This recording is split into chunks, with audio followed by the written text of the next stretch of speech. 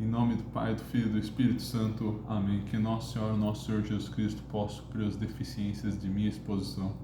Então, meus caros, vamos para mais um dia de estudo deste livro aqui, não somente pelas escrituras de Robert Saunders, possivelmente o melhor livro já escrito contra o solo escritura, muito bom nesse sentido.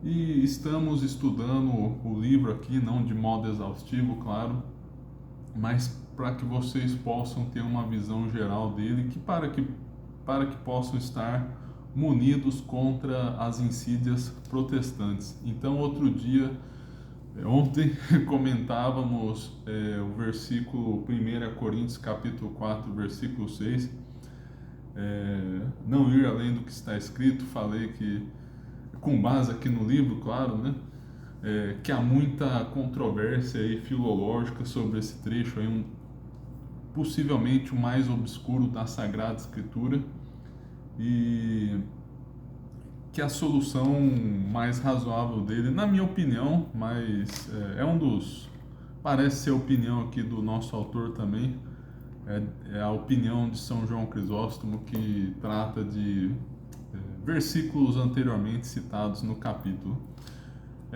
Estamos quase terminando este capítulo nomeado A Escritura Ensina o Sola Escritura. Só falta um versículo aqui bastante usado pelos protestantes, Marcos capítulo 7, versículo 5 a 13, que Jesus condena a tradição dos fariseus. Eles concluem daí que a tradição católica é condenada também. Então confira aí nos comentários a playlist aí do curso para assistir completo, mas eu acho que cada aula aí é relativamente autônoma. Bom, então vamos lá. Os fariseus e os escribas o interrogaram: por que não se comportam os teus discípulos segundo a tradição dos antigos, mas comem o pão com mãos impuras? Ele então disse-lhes: bem profetizou Isaías a respeito de vós, hipócritas, como está escrito: este povo honra-me com os lábios, mas o seu coração está longe de mim. Em vão me prestam culto. As doutrinas que ensinam são mandamentos humanos. Abandonais os mandamentos de Deus, apegando-vos à tradição dos homens. E dizia-lhes: sabeis muito bem desprezar o mandamento de Deus para observar a nossa tradição. Com efeito, Moisés disse: honra teu pai e tua mãe, e aquele que maldisser pai ou mãe certamente deve morrer. Vós, porém, dizeis: se alguém disser a seu pai ou a sua mãe: os bens com que eu poderia te ajudar são corbã, isto é, oferta sagrada, vós não os deixareis fazer mais nada por seu pai ou por sua mãe. Assim invalidais a palavra de Deus pela tradição que tramitistes, e fazei muitas outras deste gênero. Transmitistes. Então, este versículo, esse trecho aí bastante usado contra nós católicos, eu honestamente sempre achei muito fraco. Inclusive o autor não dá muita atenção aqui a ele, porque obviamente se trata de alguma tradição e não de toda a tradição. Então parece que os protestantes têm alguma dificuldade na quantidade das premissas, né, dos juízos aí, né, da quantidade dos conceitos aí, né. Então muitas vezes se menciona a Sagrada Escritura, então eles concluem ali, colocam somente a Escritura. Aí com a tradição, ao contrário, se critica uma tradição, então toda a tradição está errada. Então há esse erro aí, né? E eu nunca dei muita atenção a esse versículo aí, né? Aliás, todos os versículos supostamente a favor do sola escritura são bem frágeis. Mas este daqui é ainda mais frágil, né? Este episódio, junto com sua passagem paralela em Mateus 15, tornou-se um dos trechos favoritos dos apologistas protestantes em seus esforços para neutralizar a tradição católica e apoiar o solo escritura. Como Jesus estigmatiza a tradição dos anciãos e fariseus, os protestantes concluem que Jesus lança um olhar desconfiado sobre toda e qualquer tradição. Apesar de muitos protestantes aderirem a várias tradições e confissões de fé em suas próprias denominações, quando se trata de tradições católicas, pouquíssima permissão, se houver alguma, é concedida. Seja a tradição considerada apostólica, seja uma prática criada na vida da Igreja ao longo dos séculos, a tradição é um foco de controvérsia nas relações protestantes católicos. Então, aí escancara, né, até a hipocrisia protestante mesmo, né? Eles têm 2 pesos e 2 medidas aí, então eles podem ter tradições e em alguns casos até dizem, não, mas vocês estão nos acusando de nuda escritura, solo escritura, seja lá o nome que eles dão aí para negação de toda tradição aí, né? Eles falam, não, temos tradição, sim, temos nossas confissões. Então, quando convém, até ostentam essas tradições com orgulho, né? Mas quando é para os católicos, isso não é permitido, né? Sem critério nenhum. E é muito importante notar que o problema da tradição humana é quando vai contra o mandamento claro da lei de Deus. E fala no fim do capítulo aí que a tradição e as escrituras são 2 testemunhas que convalidam uma verdade. Da mesma maneira que Jesus, sendo apenas uma testemunha, invoca o testemunho do Pai, a escritura depende do testemunho da tradição.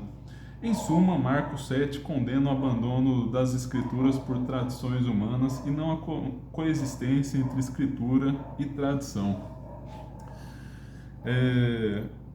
É importante notar que a tradição católica é tradição divina, enquanto dogmática, claro, né? É verdade que há tradições piedosas, é claro, mas meramente humanas, e há tradições de Deus, né? Então, interpretamos aí a Sagrada Escritura aí, né? E confirmamos dogmas por meio da tradição divina, né? Não é a tradição humana aí, né? Esse capítulo é bem curto, eu acho, na minha interpretação aqui, foi meio que uma ponte para o próximo, qual é a relação entre escritura e tradição. Mas deixa eu dar uma pausa aqui, né, para propaganda aqui da Editora Assunta, nosso canal aí, do nossa editora. Os comentários, as 15 orações de Santa Brígida, por favor, adquiram e comprem aí na descrição, link aí embaixo. Nossa Senhora de La Salette, Outros Fatos Extraordinários. Um livro aqui, né, uma obra dupla de São João Bosco e do Padre Rosselot. Então pode adquirir aí embaixo aí, né? Curta o vídeo, se inscreva no canal, ative o sininho, compartilhe com seus amigos, rezem por mim, comentem aí embaixo, deem sugestões e muito obrigado aí, né? Então vamos continuar aqui, né? O capítulo 4 é qual a relação entre a escritura e a tradição. Então aqui vai tentar, digamos assim, dar o fundamento positivo da tradição, né?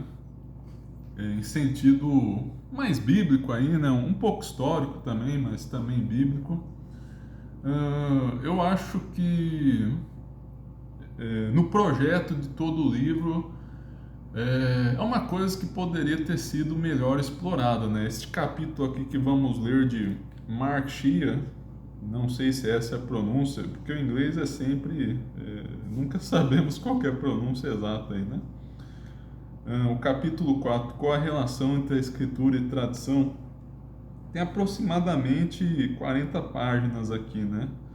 Então é como se fosse um artigo aqui, né? É bem pequeno, e seria a fundamentação bíblica, de certo modo, aí, da tradição, né? O projeto do livro, no geral, tenta atacar mais o solo escritura em si mesmo, né? De tentar prover argumentos negativos contra o baluarte protestante. E vamos ver também, eu acho que o ponto forte do livro, talvez o grande diferencial dele é o estudo patrístico aí da sola escritura, né? Então, esse capítulo que vamos ver é realmente valioso, um tesouro, e vai mostrar aí os santos padres defendendo a tradição, né? Não se prendendo somente à escritura, né? E aí eu acho que dá quase 200 páginas, aí eu preciso contar ainda, tem uns 100 aí de estudo exegético, aí, uns 120, depois mais umas 40 de citação patrística, então acho que dá umas 160, arredondei para cima 200, né? Então esse é o grande diferencial do livro, né? Nessa questão patrística aí até pode se falar de certa fundamentação positiva da tradição, né? Mas uma fundamentação bíblica foi deixada de lado. É compreensível também como posso dizer, né? Essa estratégia, porque quando geralmente se vai fazer apologética católica, se investe muito tempo em argumentações bíblicas aí sobre tradição, o papado, o primado de Pedro, né?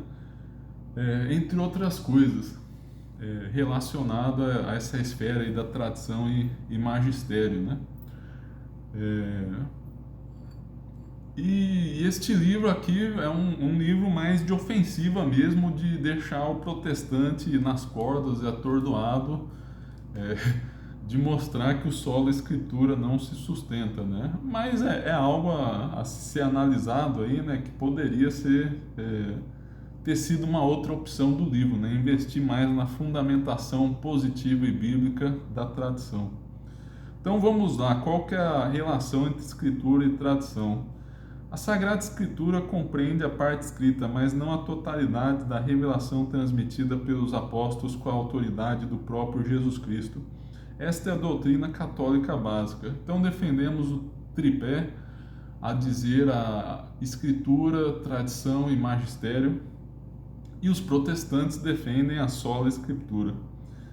Mas as suas consequências, por uma série de razões, nem sempre são claras aos nossos irmãos protestantes. Abandonar o sola Escritura, abraçar o ensino católico de uma revelação transmitida sobre as formas escritas e não escritas, seria uma verdadeira mudança de paradigma e, como tal, exige tempo e paciência.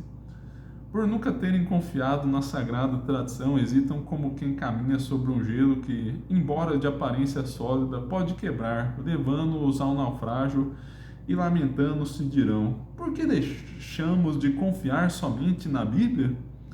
Em outras palavras, existe na alma do protestante sincero um medo exasperante de que, ao aceitar a sagrada tradição como revelação divina, ele perverterá o próprio caráter de inspiração e autoridade da Bíblia.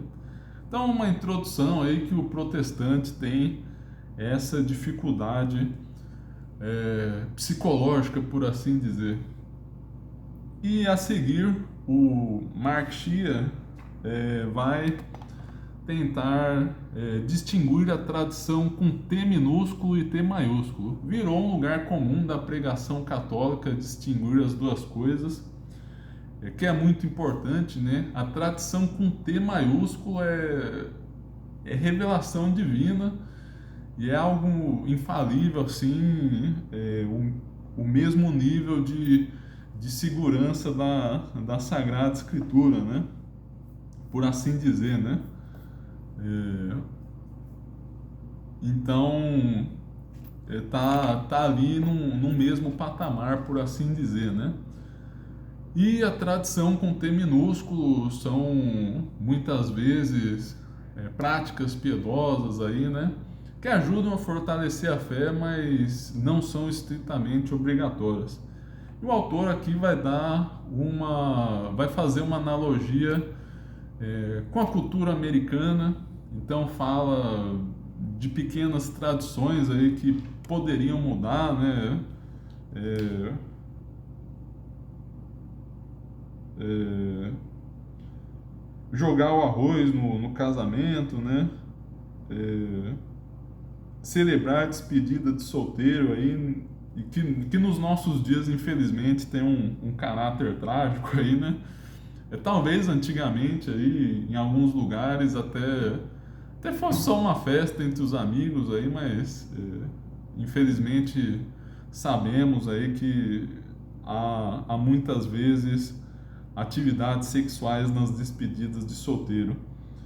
Mas falou de uma tradição com T minúsculo aí que, se a sociedade deixasse de praticar, não ia sofrer em nada. Então, sendo bom ou ruim,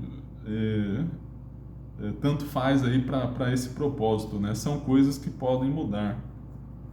Já uma tradição com T maiúsculo, claro, de modo análogo, na medida do possível, seria o americano ter aversão a regimes autoritários. Então, o americano tem muito a cultura de liberdade de expressão. Então, ele desconfia de regimes autoritários, né? Então, isso é como se tirasse o peixe da água. É algo que realmente incomoda o americano. Então, foi uma analogia para que pudéssemos entender a tradição da Igreja Católica, né? Essa com T maiúsculo aí é revelação divina, né? Não podemos descartá-la, porque aí estaríamos desprezando a palavra de Deus.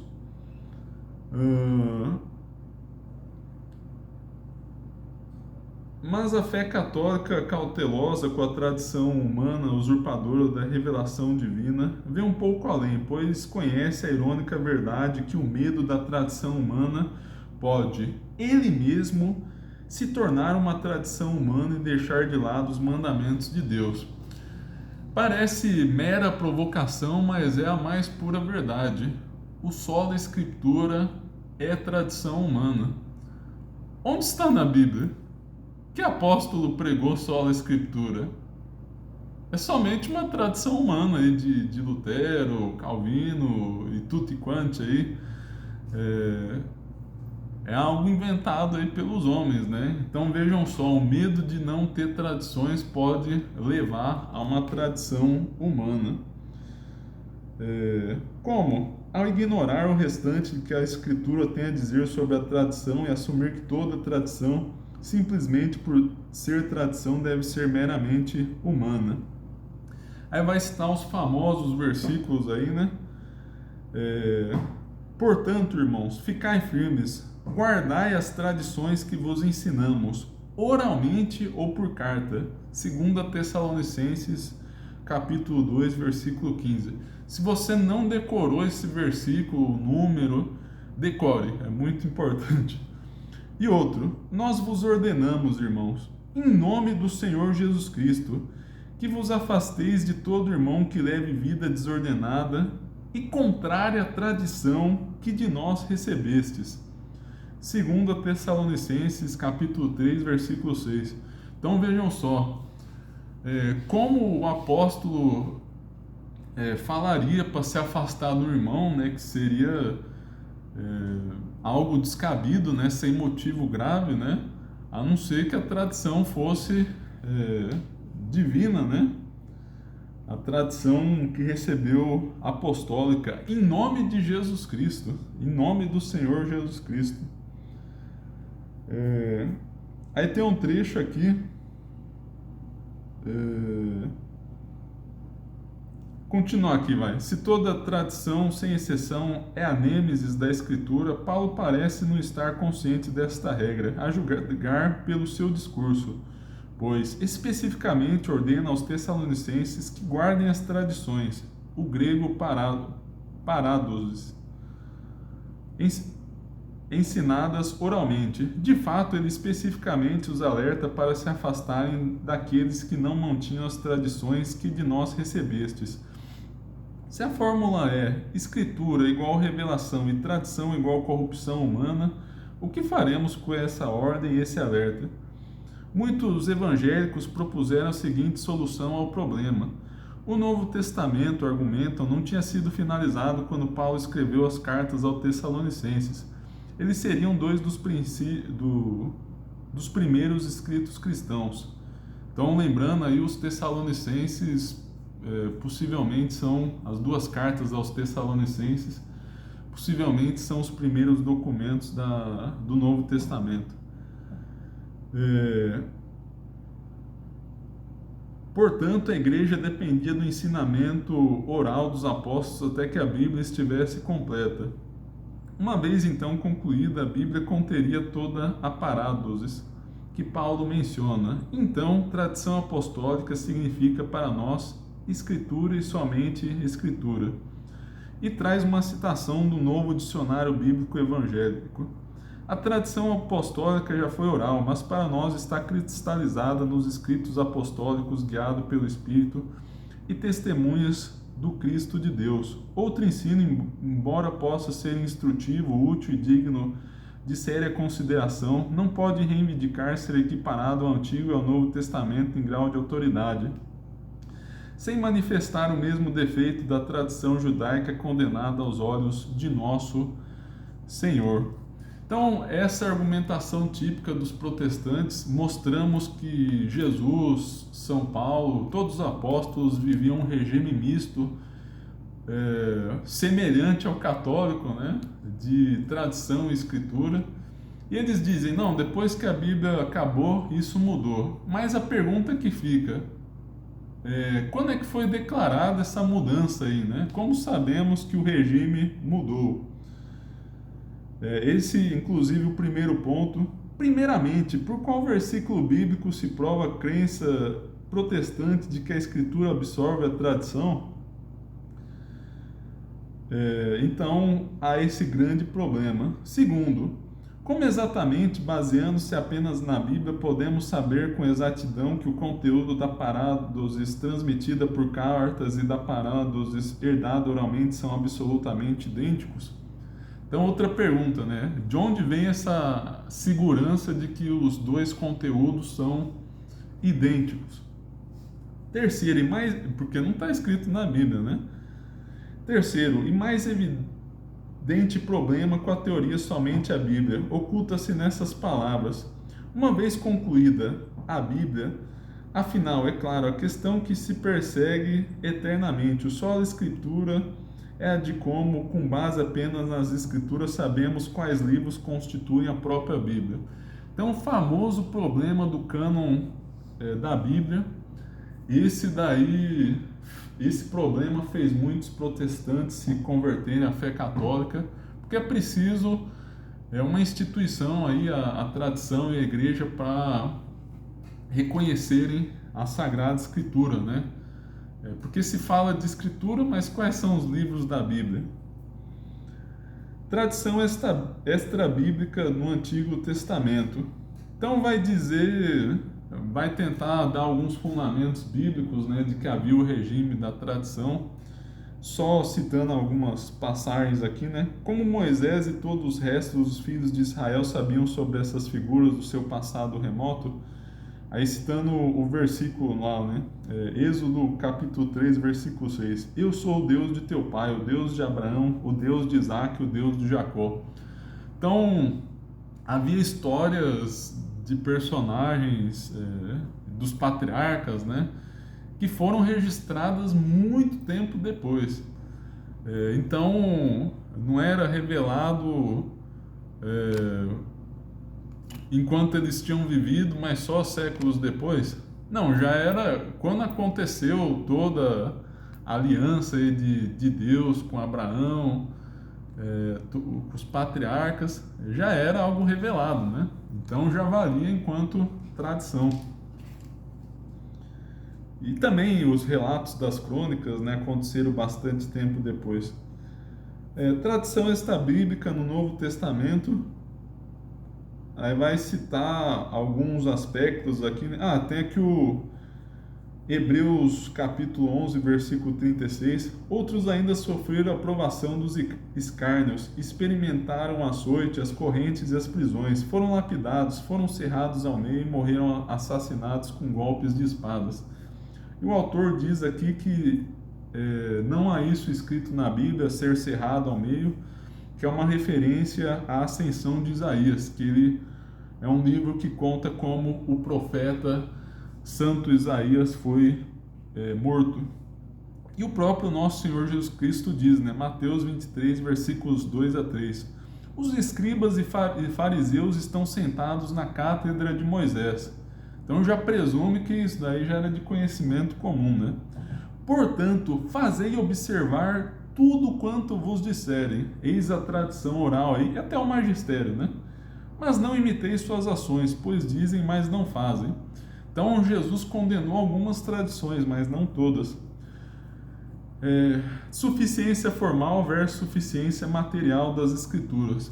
Então vai explicar esse ponto aí, né? A doutrina protestante mais comum, baseada na Confissão de Fé de Westminster, que a Bíblia é formalmente suficiente. E costumamos dizer, né, até alguns protestantes, na verdade, que a Bíblia interpreta a si mesmo. Há suficiência material que poucos protestantes sabem, mas na verdade até a doutrina mais comum dos católicos. Exatamente. Então os católicos, no geral, claro, a igreja nunca se pronunciou sobre isso, diz que todo o seu conteúdo de fé está na Sagrada Escritura. Contudo, a tradição é necessária para interpretar o livro aí, né? Então tem a matéria, mas é preciso dar uma forma aí, né? E vai tentar explicar essa analogia aí, né? Qual é essa diferença? Simplificando, a diferença entre uma pilha de tijolos grandes o suficiente para construir uma casa e já ter uma casa feita de tijolos. Suficiência material significa que todos os tijolos necessários para construir a doutrina estão nas Escrituras.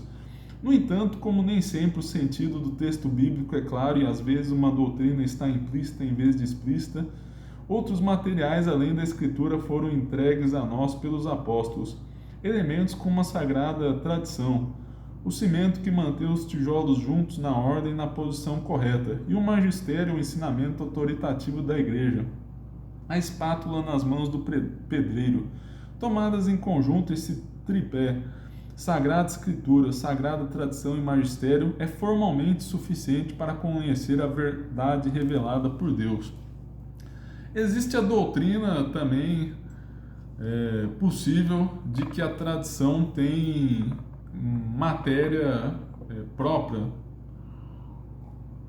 Alguns autores e teólogos defenderam isso. Mas, como eu disse, a posição mais comum da igreja é a suficiência material da Sagrada Escritura, né? Então, inclusive, até em dogmas que parecem que muito, até católico pouco instruído não sabe, até dogmas como a Assunção de Maria, Imaculada Conceição, são bíblicos, né? E está na bula de proclamação deles, tem toda a fundamentação bíblica ali, né? Mas a igreja não decretou como necessário a fé, a salvação, crer na suficiência material da Sagrada Escritura, né? As duas teses são possíveis. E vai tentar explicar, né, com alguns exemplos aí, né, comparando Estevão com São Paulo antes da conversão. Os dois conheciam a Sagrada Escritura, mas São Paulo, mesmo com a Escritura, não tinha a tradição para interpretar corretamente a Bíblia. Que mais aqui? Outro versículo útil: eu vos louvo por vos recordardes de mim em todas as ocasiões e por conservardes das tradições tais como vou-las transmitir.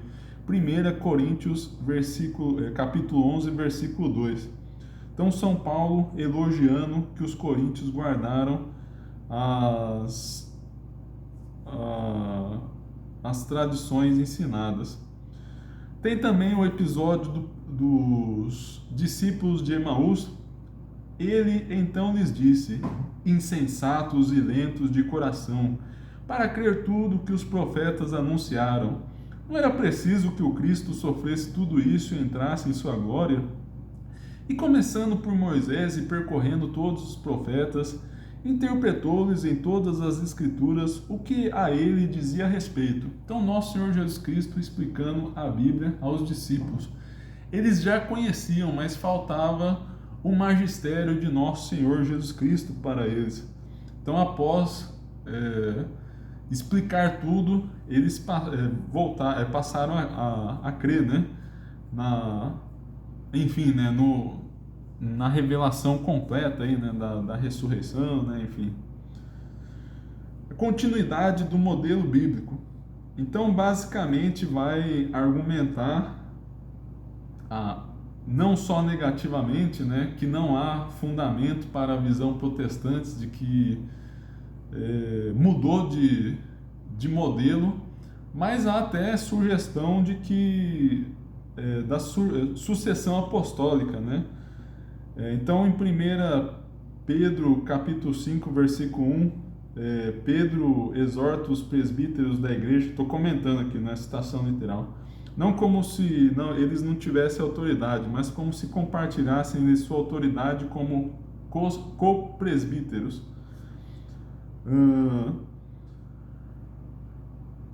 Fala para Timóteo, né? 1 Timóteo capítulo 6, versículo 20, guarda o que te foi confiado, e depois, guarda o bom depósito que te foi confiado, guarda-o por meio do Espírito Santo que habita em nós. 2 Timóteo capítulo 1, versículo 14. E fala em 2 Timóteo capítulo 1, versículo 13, o que de mim ouvistes. O que de mim ouvistes na presença de muitas testemunhas, também em 2 Timóteo capítulo 2, versículo 2. E ademais, fala para passar adiante. Ler aqui o trecho. Além disso, essa configuração é destinada a ser perpétua. Como sabemos, porque Paulo prossegue o versículo exortando o próprio Timóteo a passar adiante esta tradição escrita e não escrita a homens fiéis, que sejam idôneos para ensiná-las a outros. Da mesma forma, Paulo ordena a Tito que nomeie sucessores com encargo, mais uma vez, de ensinar o que está de acordo com a sã doutrina. Tito, capítulo 2, versículo 1. Com auxílio do Espírito Santo. 2 Timóteo, capítulo 1, versículo 14. Vai ter o testemunho dos santos padres aí, né? Mais um trechinho aqui nesse capítulo, mas como vai ter o capítulo maior sobre isso depois, então não vou mencionar aqui, mas cita Santo Inácio de Antioquia, São Clemente Romano. Aliás, só citar de São Clemente Romano aqui rapidinho. Nossos apóstolos sabiam, por meio de nosso Senhor Jesus Cristo, que haveria disputa pela função episcopal. Por essa razão, portanto, prevendo exatamente o futuro, instituíram aqueles que já mencionamos. E depois acrescentaram a provisão adicional de que, se eles morressem, outros homens aprovados deveriam suceder em seu ministério. Então, São Clemente Romano aí morreu um pouco depois de São Pedro, São Paulo, então deve tê-los visto em sua juventude. O desenvolvimento da tradição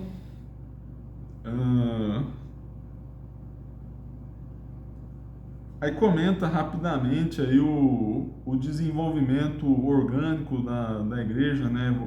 Evolução homogênea do dogma,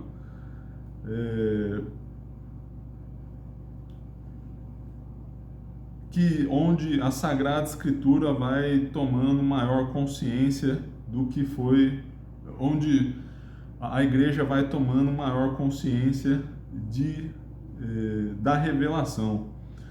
De interessante aqui, biblicamente falando, né, fala de Atos 15, onde havia a circuncisão, né, e os apóstolos decretaram que ela já não era mais necessária. E não fizeram com base em nenhum versículo bíblico, mas na autoridade dada pelo Espírito Santo. Isso é bastante significativo porque há palavras muito fortes sobre a circuncisão na Bíblia e era algo que não imaginavam que iria mudar, né? Para muitos judeus, assim, né? Então foi uma grande mudança. Então há um pouco de evolução homogênea aí dentro da própria revelação, né? Aqui eu acho que não citou nesse capítulo tem aquele versículo lá, né? Que o mestre da lei, o escriba, tira do seu tesouro coisas novas e velhas, para dizer o seguinte, que o depósito é um só, mas há uma evolução subjetiva, né? Vai tomando cada vez mais posse, né? Então é isso, meus caros, para não alongar muito, quero fazer na faixa dos 30 minutos, então já passei o essencial desse capítulo, depois continuaremos. Muito obrigado, em nome do Pai, do Filho e do Espírito Santo, amém. Compartilhe o vídeo, reze por mim.